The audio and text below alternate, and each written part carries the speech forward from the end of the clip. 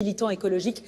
Je sais que si vous ne passez pas la question de Thomas Braille, vous serez très malheureux, Hugo. Oui, vous pouvez j'y passer. tiens beaucoup. Il y a un message, allez-y. Oui, monsieur le ministre, de plus en plus de citoyens se mobilisent contre l'abattage des arbres en ville. Et il y a un homme qui lutte depuis des années contre ça. C'est Thomas Braille, vous le connaissez sûrement. C'est lui qui s'est accroché à un platane centenaire au pied de la Tour Eiffel pour empêcher un projet d'abattage porté par la mairie de Paris. Il est en ce moment même à Sète, dans le sud, pour une action. Et il a envie de vous interpeller, monsieur le ministre. Bonsoir Léa, bonsoir Hugo. Merci pour cette belle émission. Je me trouve ce soir avec le collectif des banques publiques et les GNSA de 7 parce que vous voyez, ces 76 tilleuls ici vont être abattus pour laisser place à un parking. Monsieur le ministre, une question simple. Que fait-on aujourd'hui pour dire à nos maires de ne pas battre ces arbres en toute impunité, en toute illégalité?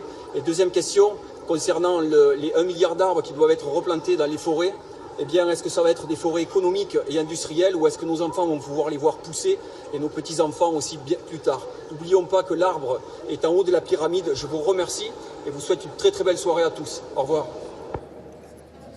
Votre réponse, monsieur le ministre. Alors, ma réponse, c'est qu'évidemment, on veut inclure les maires dans ce plan. Et moi, je veux dire, je rêve même de quelque chose, et pour le coup, c'est une annonce. Vous savez, à l'entrée des villes, il y a 1 fleur, 2 fleurs, 3 fleurs, 4 fleurs, en fonction de la politique de végétalisation. Ce que je souhaite, avec les associations d'élus, c'est qu'on aboutisse à la même chose. 1 arbre, 2 arbres, 3 arbres, 4 arbres, en fonction de l'attachement au degré de conservation que les communes pourraient avoir par rapport à ces projets. Il y a plein d'initiatives. Par exemple, des repérages citoyens. Donc de noter les villes en fonction du nombre d'arbres, c'est ça? Et qu'en fonction de l'attachement qu'on porte à des arbres remarquables qui peuvent même parfois être identifiés dans les documents d'urbanisme pour être sanctuarisés, on puisse avoir ce type de démarche et ce type de reconnaissance. Christophe Béchu, vous connaissez la personne qui s'est assise à côté de vous? Sa moustache est connue partout en France. Eh ben oui, il est connu. On vous présente plus José Bové. Merci d'être là. Vous avez été député européen. Vous avez été aussi un militant de l'écologie de la première heure dans le Larzac. Et puis aussi un des pionniers de la désobéissance civile en France ces dernières années. Regardez cette image, on la connaît tous par cœur. C'était en 99. Vous êtes menotté. Vous êtes menotté parce que vous venez de démonter un fast-food à Millau. Vous les comprenez, José Bové, les jeunes qui aujourd'hui jettent de la soupe sur un Van Gogh, bloquent des routes, des autoroutes, perturbent le Roland-Garros, se collent les mains. Vous les comprenez? Vous trouvez que c'est bien ou que c'est contre-productif? Alors, je vais répondre, mais d'abord, juste un petit commentaire par rapport à l'association Banc Public et à ce qui se passe à Sète. C'est le maire de Sète qui aujourd'hui veut imposer la destruction de ces arbres pour faire un parking souterrain en plein centre-ville.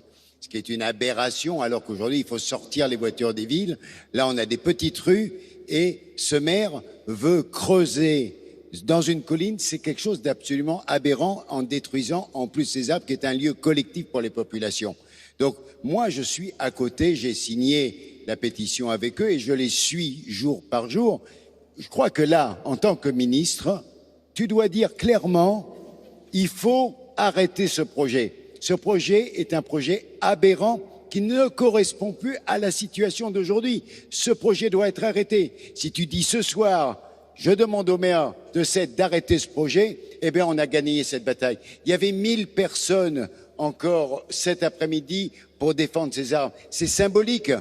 Il y a des arbres, il y a des bancs. Qu'est-ce qu'il dirait Brassens aujourd'hui face à cette situation ?